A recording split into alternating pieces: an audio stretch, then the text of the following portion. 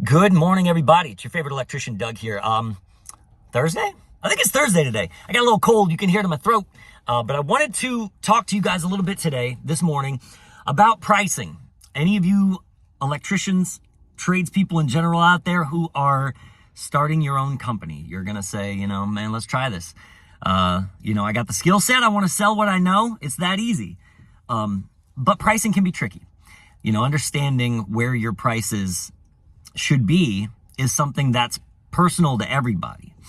And it really depends on what model business you want to run and what area you're in, what your target demographic is. There's all these elements to it, and I'm not really going to get into those too much. What I wanted to do was talk to you guys about an interaction that I had with a person that I gave a price to.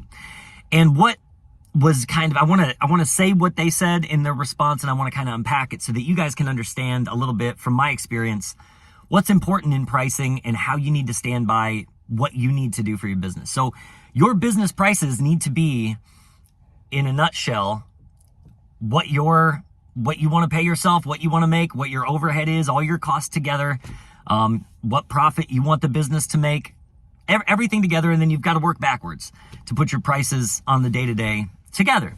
And there's all kinds of ways to do it. That's how we're working it now. The first couple years in business, you're kind of shooting in the dark. Like, what does this mean? What are we doing? And that's okay. I think most people are there. Sooner or later, though, you start to really dial it in based on past numbers. So, and the thing that I want to say is that not everybody's going to like your prices.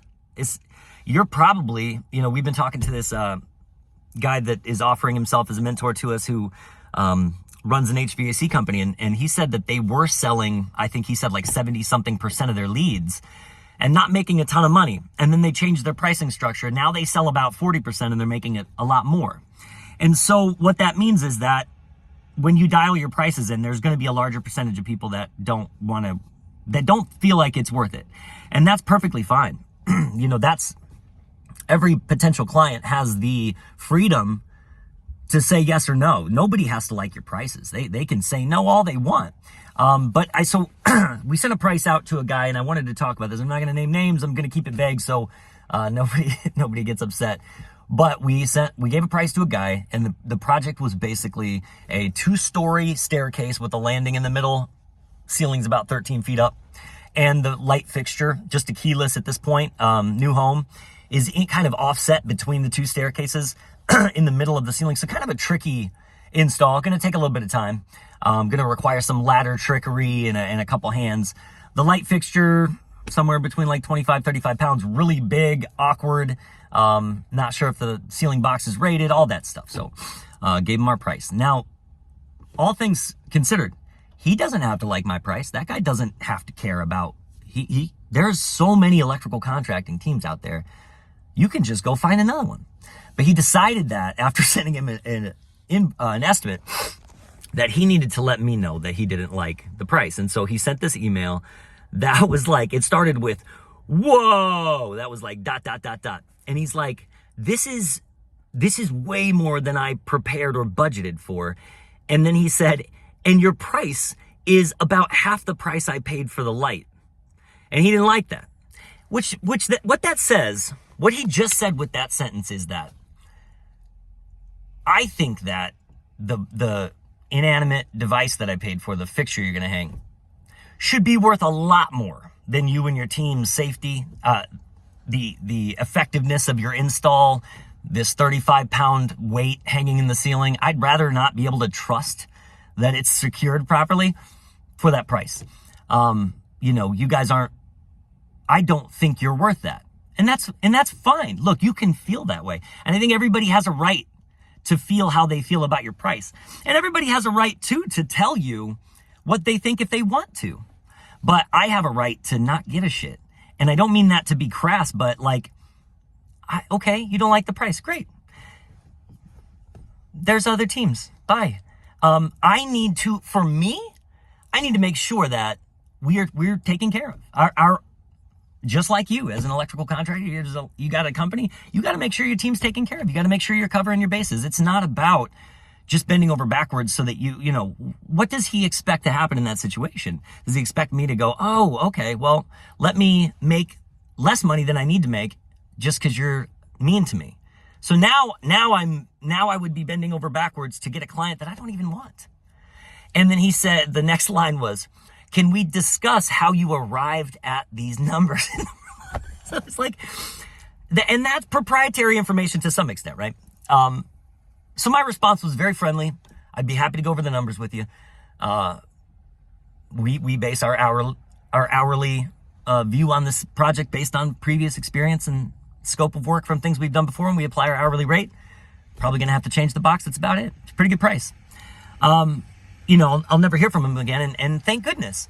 And the reason that I'm putting this out there is because, you've got to know how to stand your ground. It says a lot too. I think there's a stigma out there about people in the trades and what the world thinks of us.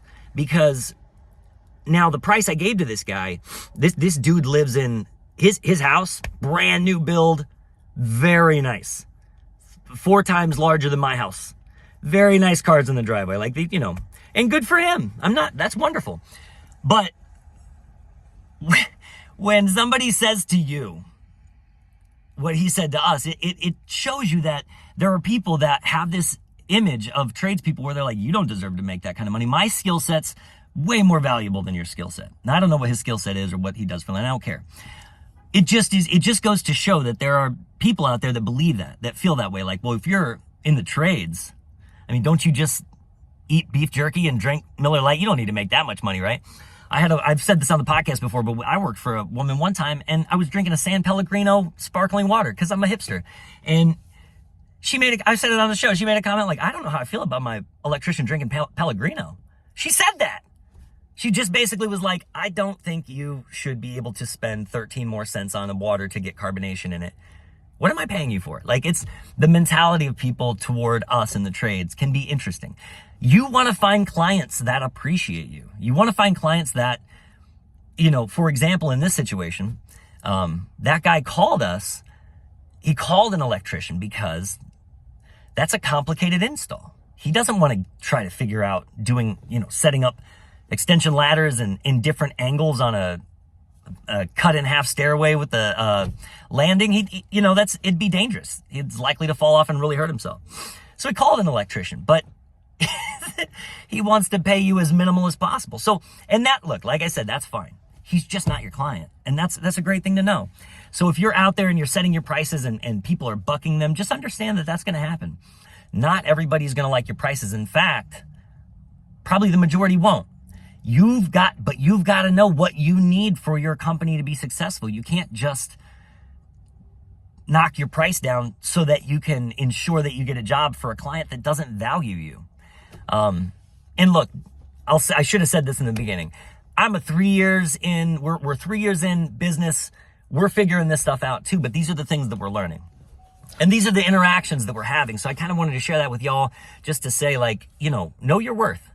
Know your team's worth and know what you need to make. And if somebody reaches out and they are irate with you because they think you don't deserve to make that, be polite and say, okay, have a great day. There are a lot of, and I told them, I said, hey, look, there are a lot of electrical teams around here. I'm sure you'll find the team that fits your needs best. Best of luck on your project. Have a great day. Just nothing but kill him with kindness. Cause look, he's not your problem.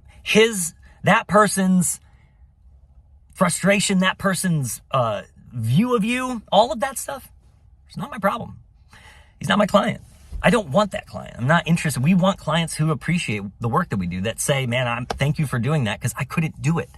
Instead of, I can't do that, but could you do that in a way where you don't make any money? And then I would be happy with that. Those aren't the people you want. So anyway, that's it, y'all. Pricing's tricky.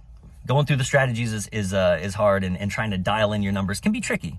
And you can feel very insecure about it sometimes. Like, man, is that the right price? But the more you know your numbers and the more you know your targets and what you need to hit, your numbers make sense. And then if somebody doesn't like them, then okay, that's great. There's other teams. I will save that space in my schedule for a client who does appreciate quality, friendliness, taking the time to ensure that your work is done correctly, that you had a great experience, and that you would call us in the future because you had an awesome experience working with us. You trust us in your house. You like the work that we do. Everything looks great. It's safe. All that stuff. That's all value. And if people can't see that, then you don't need to work for them. And that's my little video for today. Y'all have a great day. and we'll talk to you soon.